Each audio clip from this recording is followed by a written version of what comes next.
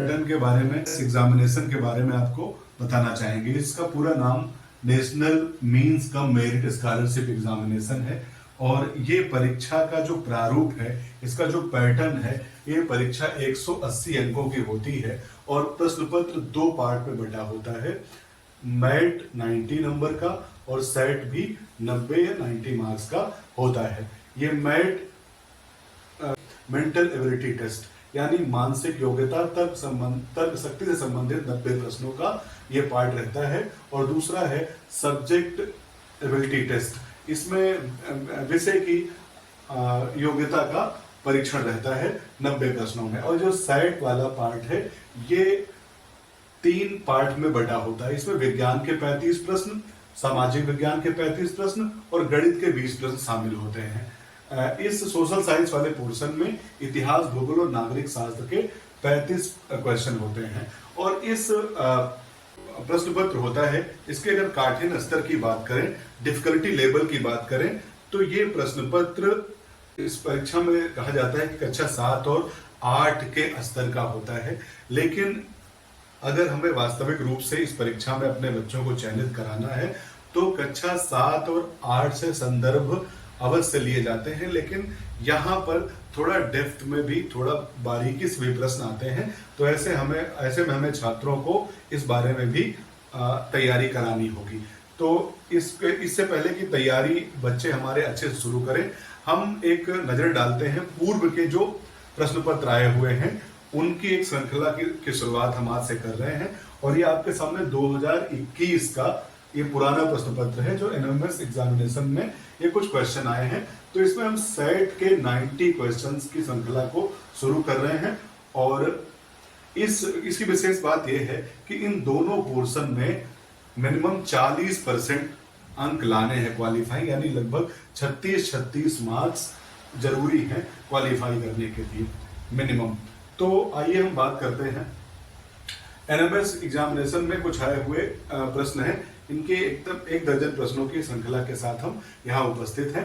और ये पहला प्रश्न था, प्रोटीन व कार्बोहाइड्रेट की कमी से होने वाला रोग। देखिए इसमें दोनों चीजों से होने वाला रोग है। अगर हम प्रोटीन की कमी से बात करें तो इसमें ये विकल्प हमारा सही हो सकता है कि भाई क्वाशरकोर जो है प्रोटीन की कमी से होने वाला रोग है। लेकिन प्रोटीन और कार्बोहाइड्रेट संयुक्त रूप से पूछे गए हैं, तो इसमें हमारा सर्वोत्कृष्ट हमारी चॉइस होगी मेरेस्मस। और इसका कारण ये है कि ये मेरेस्मस को हम भुखमरी भी कहते हैं, इसको हम भुखमरी भी कहते हैं। यानी जब बहुत लंबे समय तक हमारे भोजन में कार्बोहाइड्रेट की कमी होती रहे तो हमारा शरीर यकृत में जो कार्बोहाइड्रेट मंड के रूप में, ग्लाइकोजन के रूप में इकट्ठा है, उसका उपयोग करने लगता है। फिर अगर कार्बोहाइड्रेट भी खत्म हो जाए तो शरीर की प्रोटीन का उपयोग करने लगता है ऊर्जा के लिए।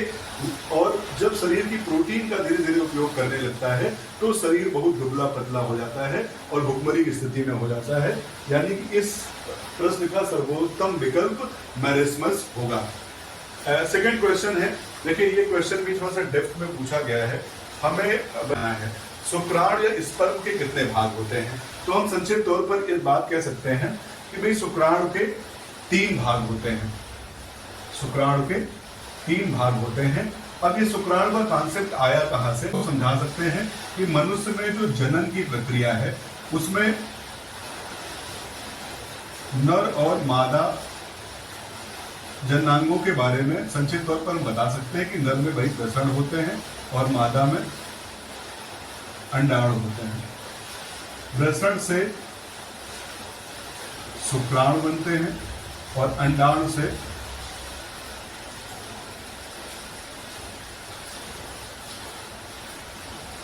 अंड बनते हैं, या इनको हम ओवम भी कहते हैं।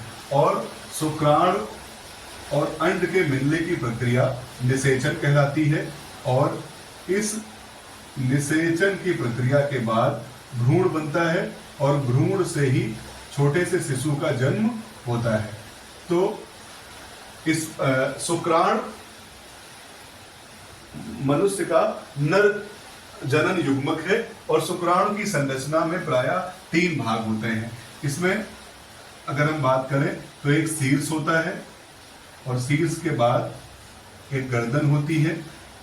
तो इसके मुख्यतः 3 भाग होते हैं, शीर्ष, और इसको हम ग्रीवा या गर्दन कह सकते हैं, और पुच्छ या पूंछ कह सकते हैं। तो मुख्य रूप से शुक्राणु के 3 पार्ट होते हैं। तो इस प्रश्न का उत्तर हम कर सकते हैं कि भाई शुक्राणु के कितने भाग होते हैं। शुक्राणु के मुख्यतया 3 भाग होते हैं, और ये विकल्प नंबर सी हमारा सही हो जाएगा। फिर तीसरा प्रश्न है, मानव शरीर की मास्टर ग्रंथि का नाम बताओ। अब हमारे शरीर में, बच्चे के शरीर में 2 प्रकार की ग्रंथियां होती हैं, एक बहिस्रावी ग्रंथियां और दूसरी अंतःस्रावी ग्रंथियां। तो जो अंतःस्रावी ग्रंथियां हैं वो हमारे शरीर के अंदर अपना स्राव, ऐसे में शरीर की सबसे मास्टर ग्रंथि का नाम हम बता सकते हैं, बड़ी ना कहकर के हम मास्टर कहेंगे, और वो हमारी पिट्यूटरी ग्लैंड है या फिर पीयूष ग्रंथि है। इसको मास्टर ग्रंथि इसलिए कहते हैं कि पीयूष ग्रंथि अन्य सभी अंतःस्रावी ग्रंथियों पर प्रत्यक्ष या परोक्ष रूप से अपना नियंत्रण रखती है, और इसकी स्थिति हमारे अग्र मस्तिष्क में होती है। फिर चौथा प्रश्न है, पौधे और जंतु जो अम्ल बनाते हैं उन्हें कहते हैं। अब इसका विकल्प है सी नंबर सही है। ये आप जान सकते हैं कि पौधे और जंतु जीव कहलाते हैं, और जीवों द्वारा उत्पन्न किया गया अम्ल जैविक अम्ल कहलाता है, यानी जो भी कहलाता है। प्रश्न नंबर 5 है कि पूछा गया था कि रुक्षांश सहायता करता है। सबसे पहले तो ये रुक्षांश क्या है बच्चों। रुक्षांश, देखिए हम विभिन्न प्रकार के भोज्य पदार्थ खाते हैं, और उन भोज्य पदार्थों में कुछ भोज्य पदार्थ ऐसे होते हैं जो रेशे युक्त होते हैं। तो इनको रेशे युक्त भोज्य पदार्थ या फाइबर कहते हैं। और फाइबर खाने से बेटा मल की आवाजाही में, यानी हमारा पेट साफ रहता है, और ये बी नंबर विकल्प सही हो जाएगा कि रुक्षांश सहायता करता है मल की आवाजाही में, है ना। ये फाइबर सहायता करते हैं फीकल मैटर के, यानी हमारा जो अपचा हुआ पदार्थ है उसको बाहर निकालने में।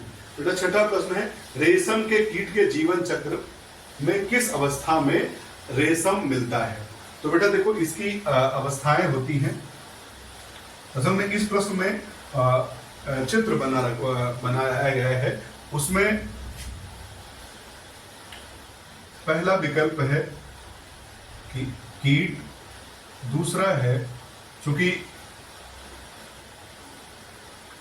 रेशम का कीट सहतूत की पत्तियों पर उगाया जाता है, सहतूत की पत्ती। फिर बेटा सी नंबर पर उसका लार्वा बना है, लार्वा, और उस लार्वा का नाम हम लोग याद कर लेंगे, कैटरपिलर, कैटरपिलर। और डी नंबर पर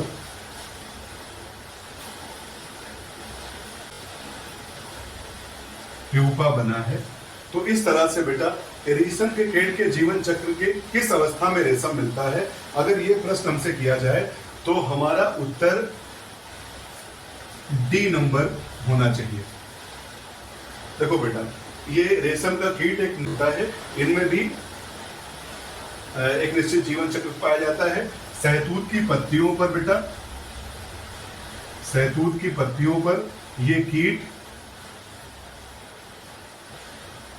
अपने अंडे देते हैं, और वो अंडे आगे जाकर के इस लार्वा में परिवर्तित हो जाते हैं।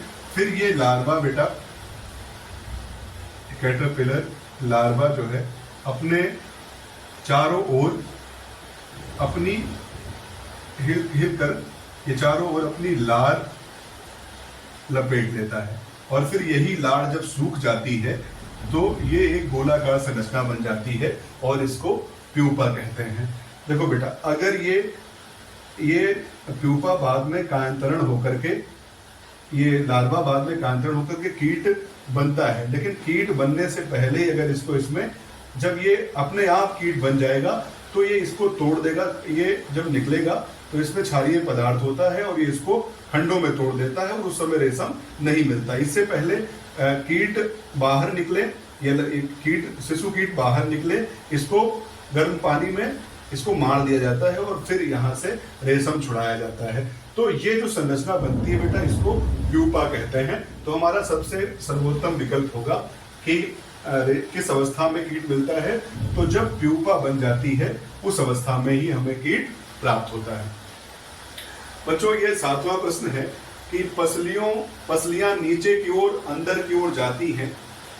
देखिए, हमारे बेटा श्वसन की प्रक्रिया में जब हम सांस लेते और छोड़ते हैं, इस क्रिया को हम श्वासोच्छ्वास कहते हैं। प्रश्न है कि पसलियां नीचे की ओर अंदर की ओर जाती हैं।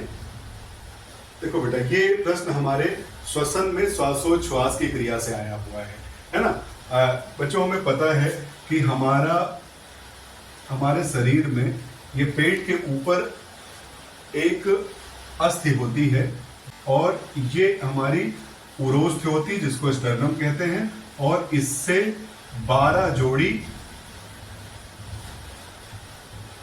जोड़ी या संख्या में 24 पसलियां होती हैं और इसी के अंदर हमारे फेफड़े बंद होते हैं। तो जब हम सांस लेते हैं बेटा, तब इस वक्ष गुहा का आयतन बढ़ता है और इसके अंदर जो फेफड़े जो है, इसमें ऑक्सीजन है, वो श्वास नली के द्वारा इन फेफड़ों में भर जाती है। तो इस प्रश्न बेटा हम लोग देखेंगे कि पसलियां नीचे की और अंदर की ओर जाती हैं। तो जब बेटा हम सांस छोड़ते हैं, सांस छोड़ने का अर्थ हुआ बेटा निःश्वसन, यानी जब हम सांस बाहर निकालते हैं तब हम ये देखते हैं कि ये जो पसलियां हैं हमारी, ये जो पसलियां हैं ये नीचे की ओर और अंदर की ओर जाती हैं, यानी हमारे वक्ष गुहा का आयतन कम होता है और फेफड़ों पर दबाव पड़ता है और तब ऑक्सीजन, कार्बन डाइऑक्साइड तेजी के साथ जिस मार्ग से ऑक्सीजन आई थी उसी मार्ग से निकल जाती है। तो इस प्रश्न का उत्तर हो जाएगा कि सांस छोड़ने में हमारी पसलियां नीचे की और अंदर की ओर जाती हैं। प्रश्न नंबर 8 है, स्वर यंत्र पाया जाता है। देखो बेटा, हमारे स्वर यंत्र पाया जाता है, तो इसका विकल्प हम कर देंगे बी नंबर, कंठ में स्वर यंत्र पाया जाता है। बच्चों, ये मूल रोम सहायता करता है। बच्चों, हमें पता है कि पौधों के कई भाग होते हैं और उस भागों में एक भाग है जड़, और जड़ में पाए जाते हैं मूल रोम। और हमें पता है जल का कार्य है, जो जल, इन मूल रोम का कार्य है जल और जल में घुले खनिजों का अवशोषण करना, और फिर ये जल या जल में घुले खनिज तने में उपस्थित जाइलम कोशिकाओं के द्वारा या जाइलम नलिकाओं के द्वारा ऊपर जाते हैं। तो बेटा, ये जो हमारे मूल रोम हैं, ये क्या करते हैं, इनकी संख्या बहुतायत होती है धागे जैसी, और ये धागे जैसी संरचनाओं के कारण बेटा इनको जल और खनिजों के अवशोषित करने की सतह बढ़ जाती है। अगर जड़ एक ही रहे तो इसकी सतह कम होगी, लेकिन इसमें अगर बहुत सारे मूल रोम हो जाएं, तो अगर उनकी सबकी सतह जोड़ेंगे तो जिस सतह के द्वारा जल और खनिज का अवशोषण किया जा रहा है बेटा, वो बढ़ जाएगी। तो ऐसे में इस बच्चों जो मूल रोम है, मूल रोम उपस्थिति कारण जो है जड़ की सतह बढ़ जाती है, जिससे वो अधिक से अधिक जल एवं उनके में घुले खनिज अवशोषित करते हैं। तो इसमें दोनों विकल्प हमारे सही हो जाएंगे। फिर बेटा 10वां प्रश्न, श्वसन अंगों के आधार पर जो भिन्न है, इसमें विकल्प दिए गए हैं सांप, कौवा, मेढक का बच्चा और बकरी। तो देखो बेटा, सांप, कौवा और बकरी, इन तीनों में जो है वायवीय श्वसन होता है और इनमें श्वसन के लिए अंग पाए जाते हैं, फेफड़े पाए जाते हैं। लेकिन मेढक का बच्चा ये जल में रहता है और ये जल में घुली हुई ऑक्सीजन इसको चाहिए, और ऐसे में मेढक का बच्चा, जिसको हम टैडपोल भी कहते हैं, उसमें श्वसन के लिए क्लोम दरारें पाई जाती हैं। तो ये अन्य तीनों से भिन्न होगा। फिर बेटा नाइट्रोजन स्थिरीकरण है। नाइट्रोजन स्थिरीकरण होता है, वायुमंडल में सर्वाधिक नाइट्रोजन उपस्थित है, लेकिन पौधे बेटा सीधे वायुमंडलीय नाइट्रोजन को अवशोषित नहीं कर सकते। तो ऐसे में नाइट्रोजन को अन्य रूपों में अवशोषित करते हैं, विशेष रूप से नाइट्रेट के रूप में। तो ऐसी प्रक्रिया जो इस वायुमंडलीय नाइट्रोजन को भिन्न रूपों में बदले, तो बेटा ये नाइट्रोजन भिन्न भिन्न रूपों में बदलती है, ये भू रासायनिक चक्र के कारण। तो हमारा इस नंबर 11वें का विकल्प सही हो जाएगा सी नंबर, भू रासायनिक चक्र के कारण ही नाइट्रोजन स्थिरीकरण होता है। फिर बेटा 12वां प्रश्न है, वह धातु जो हवा, पानी और अम्लों से क्षरित नहीं होती। तो बेटा जो धातुएं क्रियाशील कम होती हैं या अक्रियाशील होती हैं, जैसे सोना इसमें बहुत कम क्रियाशील धातु है, और सोने पर बेटा हवा, पानी और अम्ल का प्रभाव नहीं पड़ता। अन्य क्रियाशील धातुएं। 13वां प्रश्न है कि बिना बुझे हुए चूने का रासायनिक सूत्र क्या है। तो ये प्रश्न हमें सीधे सीधे याद ही करने रहते हैं कि विभिन्न प्रकार के जो दैनिक जीवन में आने वाले रासायनिक पदार्थ हैं उनकी एक सूची बनाकर याद कर लेना है।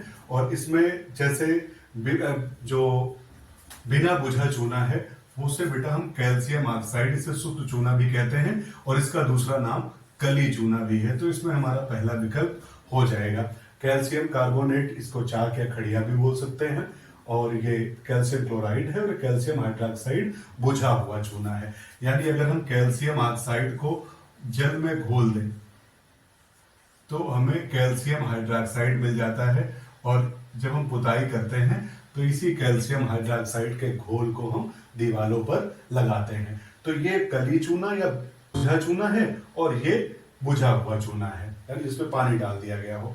इस तरह से 14वां प्रश्न है, ऐसे पदार्थ जिनका प्रज्वलन ताप कम होता है और वह आसानी से आग पकड़ लेते हैं।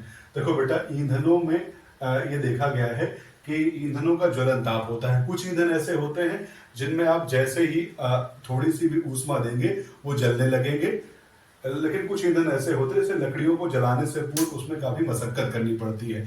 लेकिन माचिस को जैसे ही हम रगड़ते हैं डिब्बी पर, वो तुरंत जल उठती है, क्योंकि माचिस की जो तीली है बेटा, माचिस की तीली की टिप पर लाल फास्फोरस लगा रहता है, और ये लाल फास्फोरस जो है एक अत्यंत ज्वलनशील पदार्थ है। तो लाल फास्फोरस जो है एक अत्यंत ज्वलनशील पदार्थ है, जिसके कारण जैसे ही उसको हम डिब्बी पर रगड़ते हैं वो जलना प्रारंभ कर देता है। तो इस प्रश्न का उत्तर हो जाएगा ऐसे पदार्थ जिनका प्रज्वलन ताप कम होता है, वह आसानी से आग पकड़ लेते हैं, वो पदार्थ कहलाते हैं अत्यंत ज्वलनशील पदार्थ। जैसे हमने पढ़ा लाल फास्फोरस, इनके अलावा भी कई ऐसे पदार्थ हैं। फिर बेटा 15वां प्रश्न है, धातुओं के बारे में कौन सा कथन सही है। तो बेटा देखो, धातुओं के बारे में हमने बहुत सारे गुण पढ़ रखे हैं कि धातुएं प्रायः ठोस होती हैं, धातुओं में एक उनकी चमक होती है, धातुओं की पृष्ठ पर या सतह पर एक चमक होती है, धातुएं विद्युत की सुचालक होती हैं, धातुएं विद्युत की सुचालक होती हैं, और धातुओं को पीट पीट चादर के रूप में बदला जा सकता है। और धातुओं का यह गुण जिसमें धातु को पीट पीट कर चादर के रूप में बदला जा सके उसे हम आघात वर्धनीयता कहते हैं। और धातुओं में एक गुण और होता है कि धातुओं को हम खींचकर तार के रूप में परिवर्तित कर सकते हैं। तो निनाद होना, चमक होना, आघात वर्धनीयता होना और तन्यता का गुण होना, और साथ में विद्युत और ऊष्मा का सुचालक होना, ये धातुओं के गुण हैं। तो शायद इस वाले विकल्प में धातुएं चमकदार होती हैं, धातुएं ऊष्मा व विद्युत की सुचालक होती हैं, धातुएं तारों में परिवर्तित हो सकती है यानी तन्यता होता है, धातुएं पीटकर चादर बनाई जा सकती है यानी उसमें आघात वर्धनीयता का गुण होता है। तो ये सारे विकल्प सही हैं, ये सारे विकल्प सही हैं। बेटा अगला प्रश्न है कि 16वां प्रश्न है, सूचक विशेष प्रकार के पदार्थ, सूचक क्या होते हैं। हमने बेटा देखो पढ़ रखा है कि अम्ल और क्षार है ना, अम्ल और क्षार की सूचना देने वाले पदार्थ सूचक कहलाते हैं। और सूचक ऐसे पदार्थ होते हैं जिनका उपयोग हम कर सकते हैं अम्ल और क्षार दोनों को जानने में। जैसे हमें पता है कि एक सूचक है लिटमस पेपर, दो तरह के लिटमस पेपर आते हैं, एक होता है नीला और एक होता है लाल लिटमस पेपर। तो नीला और लाल लिटमस पेपर की सहायता से हम दो भिन्न विलयनों की अम्लीयता और क्षारीयता जान सकते हैं। अगर हम नीला लिटमस पेपर डुबोएं और वो द्रव लाल हो जाए तो हम समझ जाएंगे कि वो द्रव अम्ल है, और अगर किसी द्रव में हम डुबोएं और वो लाल लिटमस पेपर को नीला कर दे तो हम समझ जाएंगे कि वो क्षार है। तो इस तरह से लिटमस पेपर एक सूचक हुआ जो हमें अम्ल और क्षार की सूचना देता है। इनके अलावा भी कई सूचक हैं, जैसे फिनाप्थेलीन है, मिथाइल ऑरेंज है, ठीक, एक हमारे रसोई घरों में पाया जाता है, हल्दी एक प्राकृतिक सूचक है। तो इस तरह से हमारा विकल्प हो जाएगा अम्ल अम्ल क्षार दोनों। निम्न में से कौन सा कथन सही है? बेटा देखो, भौतिक और रासायनिक परिवर्तनों के बारे में हम पढ़ चुके हैं। भौतिक परिवर्तनों में कोई नया पदार्थ नहीं बनता और रासायनिक परिवर्तनों में नया पदार्थ बनता है। तो वाष्पीकरण एक रासायनिक परिवर्तन है, ये सही नहीं है, क्योंकि वाष्पीकरण में केवल द्रव की वाष्प बन जाती है, मतलब पानी ही पहले द्रव अवस्था में रहता है, गर्म किया जाता है तो उसकी वाष्प बन जाती है, यानी पानी ही द्रव में और पानी ही वाष्प अवस्था में रहता है, तो कोई नया पदार्थ नहीं बनता। इसलिए ये वाला विकल्प, ये वाला रासायनिक परिवर्तन ना होकर के भौतिक परिवर्तन है। भोजन का पचना एक रासायनिक परिवर्तन है बेटा, ये विकल्प इस प्रश्न में सही है, क्योंकि भोजन के जितने भी अवयव हैं वो सब के सब जटिल कार्बनिक या अकार्बनिक यौगिक हैं। जैसे हम बात करें तो भोजन का प्रमुख अवयव है कार्बोहाइड्रेट। अब कार्बोहाइड्रेट एक जटिल यौगिक है और ये जल में घुलनशील होता है। ठीक उसी तरह बेटा प्रोटीन और वसा, ये तीन हमारे मुख्य भोज्य पदार्थ हैं और ये तीनों के तीनों भोज्य पदार्थ जटिल कार्बनिक यौगिक हैं। तो जब ये हमारे भोजन के रूप में आंतों में जाते हैं, अमाशय में या आंतों में जाते हैं, तो वहां पर पाचक एंजाइम इन जटिल कार्बनिक पदार्थों को तोड़ देती है नए पदार्थों में। जैसे कार्बोहाइड्रेट बेटा टूट जाते हैं अपने सबसे छोटे अवयव मोनोसैकेराइड में, या फिर हम कह सकते हैं बेटा कि इनका सबसे छोटा अवयव मिल जाता है। वैसे ही प्रोटीन बेटा अमीनो अम्ल में टूट जाते हैं, क्योंकि प्रोटीन अमीनो अम्ल से मिलकर बने होते हैं और अमीनो अम्ल कई प्रकार के होते हैं। और वसा बेटा ग्लिसरॉल और वसीय अम्ल में टूट जाती है। तो कहने का मतलब है कि पाचन में जटिल कार्बनिक यौगिकों से सरल और घुलनशील कार्बनिक यौगिक, सरल और घुलनशील पदार्थ प्राप्त होते हैं जो आंत की भित्ति द्वारा आसानी से अवशोषित कर लिए जाते हैं। इसलिए भोजन का पचना एक रासायनिक परिवर्तन है, क्योंकि इसमें जो भोजन के जटिल यौगिक हैं उनसे नए प्रकार के सरल पदार्थ बन जाते हैं, इसलिए ये एक रासायनिक परिवर्तन हुआ। कागज का जलना एक रासायनिक परिवर्तन है, यहाँ लिख रखा है भौतिक परिवर्तन, इसलिए ये भी सही नहीं होगा। तो हमारा विकल्प सही हो जाएगा, भोजन का पचना एक रासायनिक परिवर्तन है। रासायनिक परिवर्तन में होता है, देखो बेटा, परिवर्तन प्रायः स्वतः होते हैं और कुछ परिवर्तनों को प्रेरित किया जाता है, और परिवर्तन कराने के लिए कोई ना कोई कारक होता है, जिसमें ऊष्मा एक महत्वपूर्ण कारक है। जैसे अगर हम बात करें किन्हीं दो पदार्थ है, जैसे ग्लूकोज ले लें बेटा और ग्लूकोज को जल में घोल लें, तो हम जब देखते हैं ग्लूकोज जल में घुलता है तो उसकी तली को जब हम टच करते हैं तो वो ठंडा लगता है। दूसरी ओर अभी आया था बिना बुझा चूना, अगर इसको हम घोलें तो हम देखते हैं इसमें से ऊष्मा निकलती है और तली को छुओ तो वो गर्म महसूस होती है। तो ग्लूकोज जब घुला तो उसने ऊष्मा को अवशोषित किया, और कैल्शियम ऑक्साइड जब घुला तो उसने ऊष्मा को उत्सर्जित किया, इसलिए ये विलयन ठंडा और ये विलयन गर्म हो गया।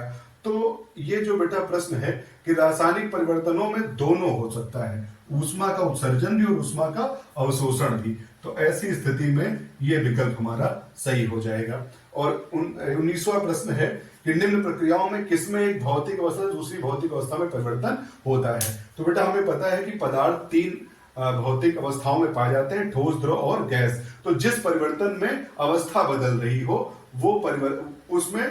वो हमें खोजना है इसमें। जैसे वाष्पीकरण में हमें पता है जल वाष्प बनकर के ऊपर जाता है, तो जल द्रव है और वाष्प गैस है, तो इसमें भी अवस्था परिवर्तन हुआ।